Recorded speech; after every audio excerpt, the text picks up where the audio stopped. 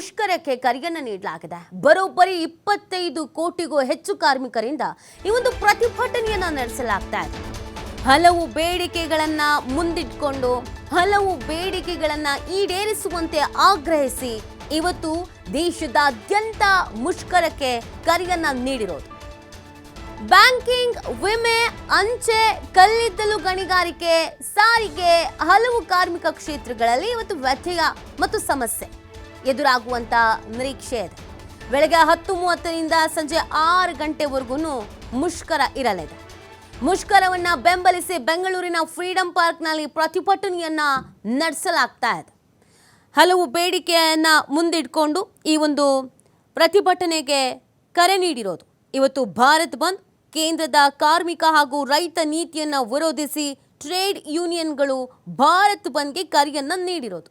ಸುಮಾರು 25 ಕೋಟಿ ಕಾರ್ಮಿಕರು, ರೈತರು ಹಾಗೂ ಕೃಷಿ ಕಾರ್ಮಿಕರುಗಳು ಬಂದ್ನಲ್ಲಿ ಭಾಗವಹಿಸುವ ನಿರೀಕ್ಷೆಯನ್ನ ಇಟ್ಕೊಳ್ಳಲಾಗಿದೆ.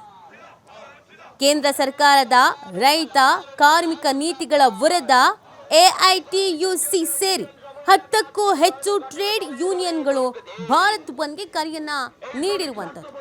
ಕೇಂದ್ರದ ಮೋದಿ ಸರ್ಕಾರದ ಕಾರ್ಪೊರೇಟ್ ಕಂಪನಿಗಳ ಪರವಾದ ನಿಲುವನ್ನ ಹೊಂದಿದೆ ಅನ್ನುವಂಥ ಕಾರಣಕ್ಕಾಗಿ ಕಾರ್ಮಿಕ ಸಂಘಟನೆಗಳು ಆರೋಪಿಸಿ ಇದೀಗ ಬೀದಿಗಿಳಿದು ಪ್ರತಿಭಟನೆಯ ಹಾದಿಯನ್ನು ತುಳಿತಾ ಇದ್ದಾರೆ. ನೋಡಿ, ಬಹುದಿನಗಳಿಂದ ಬಹಳಷ್ಟು ಬೇಡಿಕೆಗಳನ್ನ ಇಟ್ಕೊಂಡಿದ್ರು, ಆದ್ರೆ ಆ ಬೇಡಿಕೆಗಳನ್ನ ಈಡೇರಿಸಿಲ್ಲ.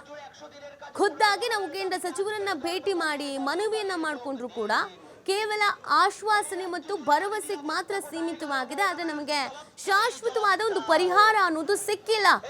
ಆ ಕಾರಣಕ್ಕಾಗಿ ಲಿಖಿತ ಹಾಗೇನೆ ಮೌಖಿಕ ಎಲ್ಲದರಲ್ಲೂ ನಾವು ಮನವಿಯನ್ನ ಏನ್ ಮಾಡಿದ್ವಿ ಅದನ್ನ ತಳ್ಳಹಾಕಲಾಗಿದೆ.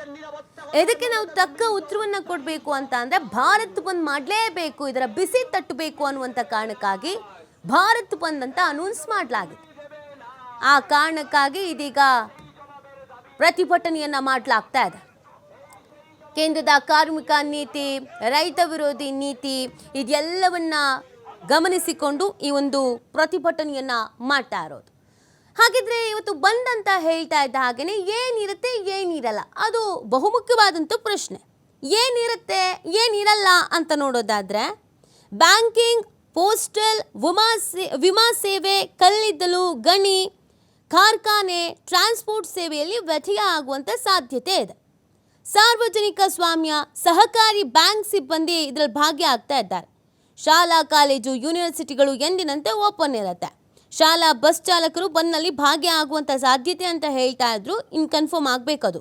ಬಹುತೇಕ ಎಂದಿನಂತೆ ಸಾರ್ವಜನಿಕ ಸಾರಿಗೆ ಬಸ್ ಸೇವೆ ಇರುತ್ತೆ. ಬಸ್ಗಳಲ್ಲೆಲ್ಲ ಏನು ವ್ಯತ್ಯಯ ಆಗಲ್ಲ.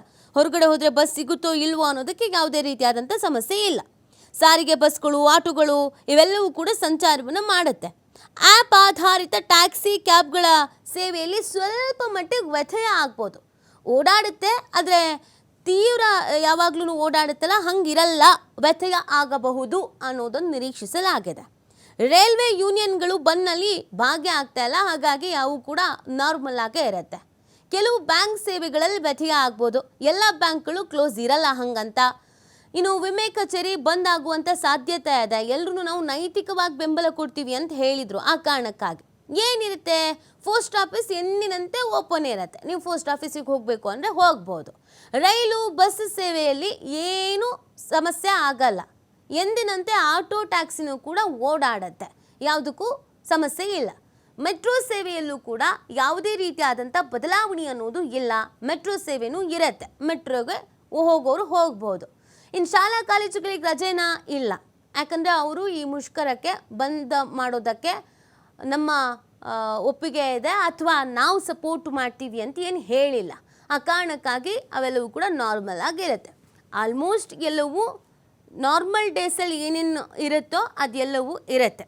ರಸ್ತೆಯಲ್ಲಿ ವೆಹಿಕಲ್ಸ್ಗಳು ಓಡಾಡ್ತಾ ಇರುತ್ತೆ, ಸ್ಕೂಲು ಕಾಲೇಜಸ್ಗಳು ಓಪನ್ ಇರುತ್ತೆ, ಅಂಚೆ ಕಚೇರಿ ಓಪನ್ ಇರುತ್ತೆ, ಕೆಲವೊಂದಷ್ಟು ಬ್ಯಾಂಕ್ಗಳು ಓಪನ್ ಇರುತ್ತೆ. ಹಾಗಾಗಿ ಈ ಭಾರತ್ ಬಂದ್ ಬಹಳ ಎಫೆಕ್ಟಿವ್